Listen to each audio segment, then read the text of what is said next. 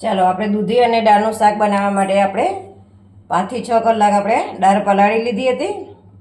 તમારે સવારે બનાવવું હોય તો તમે રાત્રે પણ પલાળી શકો છો, અને તમારે એમ થાય કે હવે કલાક પહેલાં જ આપણે બનાવવાનું મન થયું છે તો ગરમ પાણીમાં તમે આ દાળ પલાળી દો તો પણ પલળી જાય છે. અને હવે આપણે દૂધી લીધી છે, એમાં આપણે એક નાનું બટેટું સમારી લીધેલું છે, આ રીતે કટિંગ કરવાનું છે. હવે આપણે ટમેટું લીધું છે, એક આપણે ટમેટું લીધું છે, એક લીલું મરચું, તમાલપત્ર, સૂકું લાલ મરચું અને લીમડાના પાન અને લવિંગની તજ તમારે નાખવું હોય તો નાખી શકાય છે. ચાલો હવે આપણે તેલ જોઈ લઈએ. ચાલો આપણે 3 મોટી ચમચી તેલ લઈ લીધું છે. આપણે જોઈ લઈએ, ગરમ થઈ ગયું છે.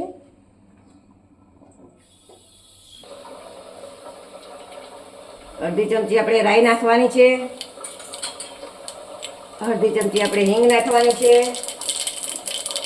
અડધી ચમચી આપણે જીરું નાખવાનું છે અને ચપટી આપણે અજમો નાખવાનો છે. હવે આપણે તમાલપત્ર, ટમેટું ને લીલા મરચાંને લીધું છે, નાખી દઈશું.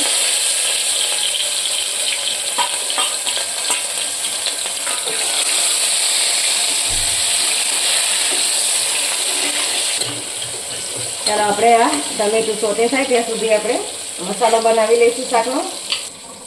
ચાલો આપણે 1 ચમચી લસણ મરચાંની ચટણી લઈ લીધી છે. તમે લસણ ના ખાતા હોય તો સ્કીપ કરી શકો છો. 1 ચમચી આપણે લાલ મરચું લીધું છે. 1 થી 1.5 ચમચી આપણે ધાણા જીરું લેવાનું છે. અડધી ચમચી આપણે હળદર લેવાની છે. સ્વાદ પ્રમાણે આપણે મીઠું લઈશું.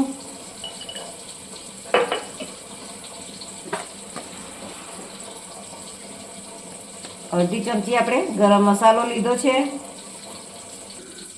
ચલો હવે આપણે આમાં થોડું પાણી નાખી અને આ મસાલો મિક્સ કરી દઈશું. આ રીતે મસાલો મિક્સ કરવાથી શાકનો સ્વાદ બહુ સરસ આવે છે.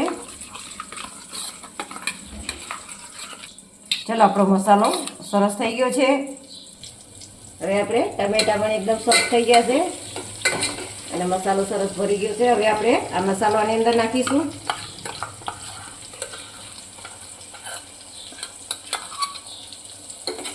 અને મિક્સ કરી અને 1 મિનિટ માટે આપણે સાંતળી લઈશું.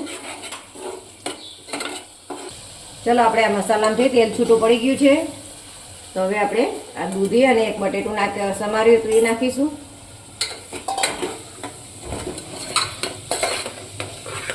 આ રીતે મિક્સ કરી દઈશું. હવે આપણે આ 1 વાટકી દાળ પલાળી હતી એ નાખીશું. દાળ આપણી પલળી જાય છે, પછી એકદમ ફૂલીને વધારે થઈ જાય છે, એટલે દાળ તમારે જે નાખ્યું એ પ્રમાણે પલાળ્યું અને મિક્સ કરી દઈશું આપણે.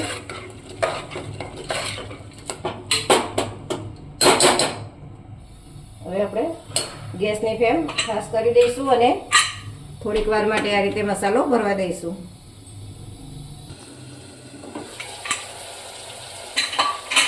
ચાલો જોઈ લઈએ, આપણો મસાલો ભરી ગયો છે અને તેલ છૂટું પડી ગયું છે.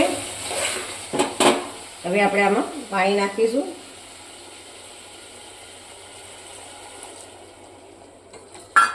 આપણે આ મસાલો જે વાટકીમાં બનાવ્યો હતો એમ જ આપણે પાણી નાખી દીધું છે. હવે આપણે આમાં 1 વાટકી જેટલું પાણી નાખવાનું છે.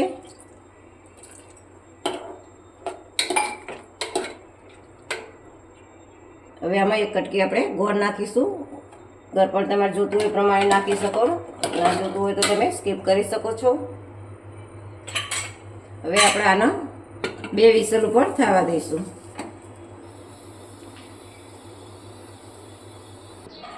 ચાલો આપણે 2 સીટી થઈ ગઈ છે, આપણે જોઈ લઈએ.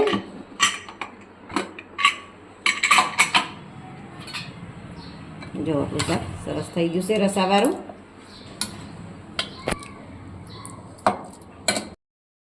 ચાલો આપણા દૂધી અને દાળનું શાક બની ગયું છે. તો તમને આ દૂધી અને દાળના શાકનો વિડીયો ગમ્યો હોય તો લાઈક કરો, શેર કરો અને સબસ્ક્રાઈબ કરવાનો ભૂલતા નહીં.